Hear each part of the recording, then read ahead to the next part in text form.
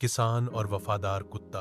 एक समय की बात है, एक छोटे से गांव में एक किसान रहता था जिसका नाम रामू था। रामू बहुत मेहनती और सीधा सादा इंसान था।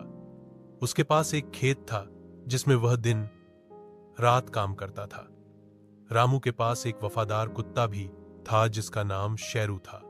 शेरू एक बड़ा और मजबूत कुत्ता था जो हमेशा रामू के साथ रहता था। शेरू सिर्फ एक पालतू जानवर नहीं था, बल्कि रामू का सच्चा दोस्त और उसके परिवार का सदस्य था। जब रामू खेत में काम करता था तो शेरू उसके पास ही बैठा रहता था और खेत की रखवाली करता था। रात में भी शेरू रामू के घर के बाहर सोता था और किसी भी अजनबी को घर के पास फटकने नहीं देता था।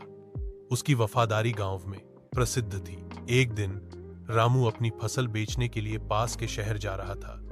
उसने अपनी बैलगाड़ी में अनाज लादा और शेरू भी उसके साथ चल पड़ा। रास्ते में उन्हें एक घना जंगल पार करना था।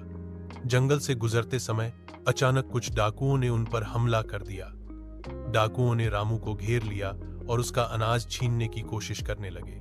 रामू घबरा गया, लेकिन शेरू ने तुरंत स्थिति को भांप लिया। बिना एक पल गंवाए शेरू डाकुओं पर टूट पड़ा।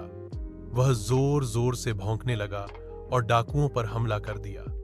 शेरू की बहादुरी और फुर्ती देखकर डाकू हैरान रह गए। शेरू ने एक डाकू के पैर पर काट लिया और दूसरे को जोर से धकेल दिया।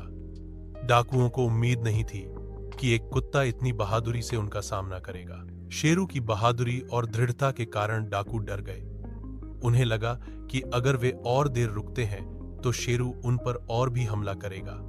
अपनी जान बचाने के लिए डाकू वहां से भाग खड़े हुए। रामू शेरू की वफादारी और बहादुरी देखकर भावुक हो गया। उसने शेरू को गले लगा लिया और उसकी पीठ थपथपाई।